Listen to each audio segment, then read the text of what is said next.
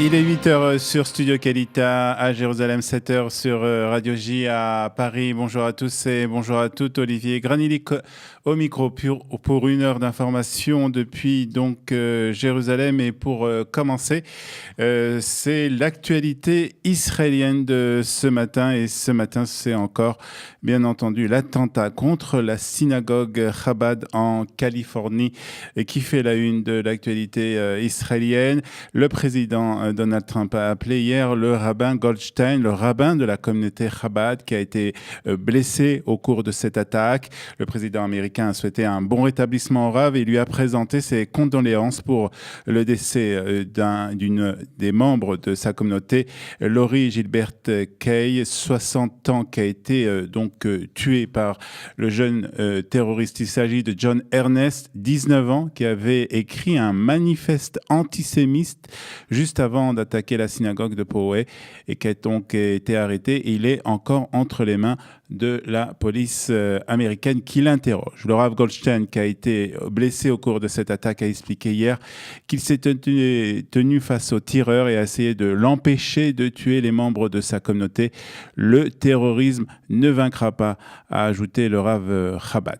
Hier aussi a été libéré de l'hôpital israélien Almog Peretz, qui a été lui aussi blessé alors qu'il tentait de protéger ses deux jeunes nièces qui se trouvaient à l'intérieur de la synagogue au moment de l'attaque. Un individu tenant un énorme fusil qui ressemblait à un M16 est rentré dans la synagogue et a commencé à tirer partout, a expliqué hier le jeune Almog Peretz. J'ai attrapé mes deux nièces et nous avons couru vers un bâtiment au fond de la synagogue et je les ai cachées là-bas, a ajouté l'Israélien, qui a retrouvé hier avec beaucoup d'émotion ses jeunes nièces. Cela peut arriver partout. Nous sommes forts, a expliqué Israël Dahan, le père de ces deux jeunes filles qui avaient quitté la ville de Sderot en raison des tirs de roquettes pour s'installer dans le banlieue de la ville de San Diego en Californie.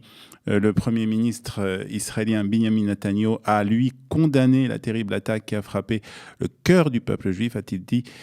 Dans un communiqué, nous présentons aussi nos condoléances à la famille de Lori Gilbert Kay et un bon rétablissement aux blessés, a ajouté le Premier ministre israélien. La communauté internationale doit intensifier sa lutte contre l'antisémitisme, a aussi écrit le Premier ministre sur son compte Facebook. Dans quelques instants, nous serons en ligne sur Studio Kalita avec le porte-parole des affaires, du ministère des Affaires étrangères à Jérusalem, Emmanuel Nachshon, qui nous parlera donc de cet attentat en Californie. Et puis colère aussi en Israël après la publication d'une caricature antisémite par le New York Times ce week-end. Un dessin montrant Benjamin Netanyahu en chien pour aveugle, portant un collier avec une étoile de David et menant le président Trump et coiffé d'une kippa a été publié par le quotidien américain. La caricature antisémite publiée par le New York Times est choquante et rappelle la propagande nazie pendant la Shoah, a dénoncé le ministre israélien Gilad Erdan. Nous attendons de ceux qui combattent véritablement le racisme et la haine des Juifs qu'ils exigent des excuses de la part du journal et que les responsables de la publication de cette caricature de style nazi soient licenciés du journal, a aussi dénoncé, a aussi donc demandé le ministre israélien. Le journal a reconnu que la caricature comportait des clichés antisémites et qu'elle était offensante et a qualifié son utilisation d'erreur de jugement. Le New York Times ne s'est néanmoins pas explicitement excusé de l'avoir publié. Et puis, le Premier ministre et le ministre des Finances, Moshe Kahlon, sont inquiets de la situation, financière de l'autorité palestinienne. Ils se sont rencontrés hier pour essayer de trouver une solution pour sauver Mahmoud Abbas de la situation dans laquelle il se trouve depuis qu'Israël a décidé de geler les fonds destinés à l'autorité palestinienne tant que celle-ci continuerait à verser des subventions aux familles des terroristes. Mahmoud Abbas refuse de recevoir aucune subvention de l'État d'Israël et donc l'autorité palestinienne se trouve dans une situation financière très grave. Rien n'est sorti de cette rencontre qui est restée donc très discrète. Et hier, on a aussi appris que le Shin Bet avait arrêté un agent du Hamas suspecté d'avoir préparé une attaque suicide à la bombe le jour des élections en Israël. C'est ce qu'a déclaré le service de sécurité. Selon les services de sécurité israéliens, le terroriste avait reçu des ordres des membres du Hamas dans la bande de Gaza. Et puis, un Palestinien a lui succombé à ses blessures une semaine après qu'il avait tenté de poignarder un agent israélien de la police à un carrefour en Samarie. Il a été identifié comme étant Omar Aouvni Younes, âgé de 20 ans.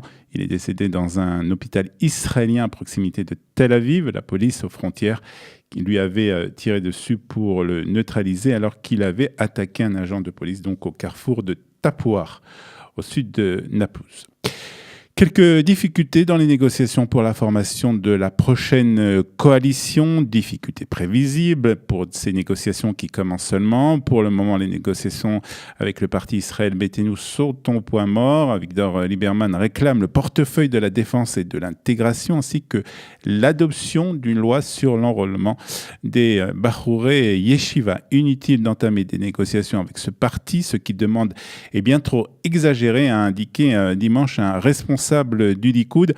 Quant au ministre des Finances, au ministre sortant des Finances, Moshe Kahlon, il a refusé, lui, pour le moment, d'entamer des discussions appelant à des pourparlers directs avec le Premier ministre Binyamin Netanyahu. Et puis, concernant l'union des partis de droite, c'est le Likoud qui refuse pour le moment de les rencontrer, n'ayant pas reçu leurs conditions précises pour entamer des négociations. Le chef de file de la liste, le Rav Rafi Peretz, et le numéro de Bezalel Smotrich, pour l'heure, ne se sont pas encore entendus sur les revendications à demander pour entrer dans le prochain gouvernement. Avec le parti religieux Chasse, les pourparlers ont commencé. Les portefeuilles de l'intérieur, des affaires religieuses et du logement ont été demandés par le ministre de l'Intérieur et le chef du parti Chasse, Aryeh Deri.